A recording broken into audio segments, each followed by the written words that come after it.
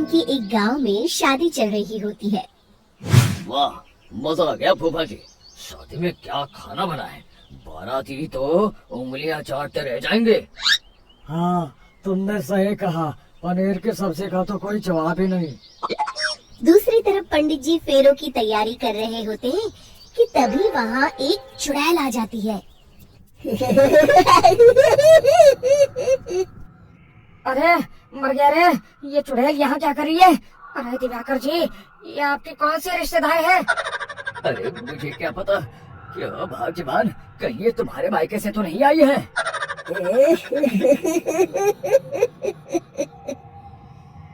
तुम लोगों की इस गांव में बारात लाने की हिम्मत कैसे हुई? मेरे रहते इस गांव में किसी की शादी नहीं हो सकती। अब तुम लोग देखो मैं क्या करती हूँ। अरे मर गया रे, मैंने सुना है ये जबान की पक्की है। भागो रे भागो, वरना ये चुड़ैल किसी को नहीं छोड़ेगी।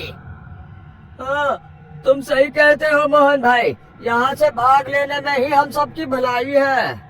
देखते ही देखते शादी के मंडप में भगदड़ मच जाती है और चुड़ैल सब कुछ उजाड़ कर रख देती है। फिर एक दिन मोहन की शादी तय हो जाती है। अरे भाई, अगले हफ्ते मेरी शादी तय हो गई है, लेकिन इस चुड़ैल की दहशत के मारे तो मेरे हाथ पैर कांप रहे हैं। अरे मोहन, तुम्हारा दिमाग तो खराब नहीं हो गया? तुम अपने साथ साथ हम सब गांव वालों को भी बलि का बकरा बनाना चाहते हो? उस चुड़ैल के रहते तुमने अपनी शादी के बारे में सोच भी कैसे लिया? देखो गोपाल, डर तो मुझे भी लग रहा है, लेकिन उस चुड़ैल के डर से मैं जिंदगी भर कुंवारा तो नहीं रह सकता। तभी वहाँ मोहन के होने वाले ससुर आ जाते हैं। अरे ससुर जी आप?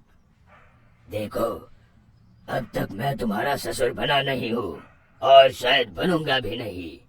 ये आप क्या कह रहे हैं? मैंने तो शादी का कोड भी सिलवा लिया है। मैं अपनी बेटी की शादी किसी अच्छे गांव में कराना चाहता हूँ। तुम्हारा गांव तो भूतिया गांव है। मैं तो क्या, अब तो कोई भी अपनी लड़की इस गांव वालों को नहीं देगा। इस तरह चुड़ैल के डर से उस गांव में किसी की भी शादी नहीं हो पाती। फिर एक दिन गांव के जमींदार अपनी बेटी की शादी करने का विचार करते हैं, लेकिन चुड़ैल के डर से उनकी भी हिम्मत जवाब दे देती है। अगर मेरी बेटी की शादी तय समय से नहीं हुई तो मेरी नाक कट जाएगी। मुझे कुछ करना ही होगा। एक सलाहकार के कहने पर जमींदार काशी से एक बहुत ही नामी तांत्रिक को अपने घर बुलवाते हैं, जो भूत चुड़ैल को पकड़ने में माहिर माना जाता था। जमींदार साहब, आप चिंता मत करिए। इस गांव की सीमा में प्रवेश करते ही मुझे उस चुड़ैल के बारे में सब पता चल गया था। आप उसे जल्दी से जल्दी कैद कर लीजिए ताकि मैं अपनी बेटी की शादी कर सकूं। जब वो चुड़ैल एक इंसान थी, तब ठीक उसकी शादी करने वाले दिन ही उसकी और उसके होने वाले पति की एक दुर्घटना में मौत हो गई थी। उसका होने वाला पति आज भी भूत बनकर जंगल में भटकता है। इसलिए जब तक चुड़ैल की शादी नहीं हो जाएगी, वो किसी और की भी शादी नहीं होने देगी। ये आप क्या कह रहे हैं? अगर वो भूत भी हमारे गांव में आ गया तब हमारा क्या होगा? ये आदमी बीच में बहुत बोलता है, इसे बाहर निकालो। उसके बाद तांत्रिक बताते हैं कि अगर उस भूत के साथ चुड़ैल की शादी करा दी जाए तो वो चुड़ैल हमेशा हमेशा के लिए उस गांव को छोड़कर चली जाएगी। जमींदार साहब, आप अपनी बेटी की शादी की तैयारी शुरू कर दीजिए। मैं कुछ गांव वालों को अपने साथ लेकर उस भूत को ढूंढने जंगल की ओर जाता हूँ। इस तरह जमींदार निश्चित होकर अपनी बेटी की शादी करवाने लगते हैं, लेकिन तभी वहाँ चुड़ैल आ जाती है। मैंने तुम गांव वालों को समझाया था ना कि इस गांव में कभी कोई शादी नहीं करेगा। लगता है तुम लोग मुझे हल्के में ले रहे हो। चुड़ैल जमींदार की बेटी को उठा लेती है।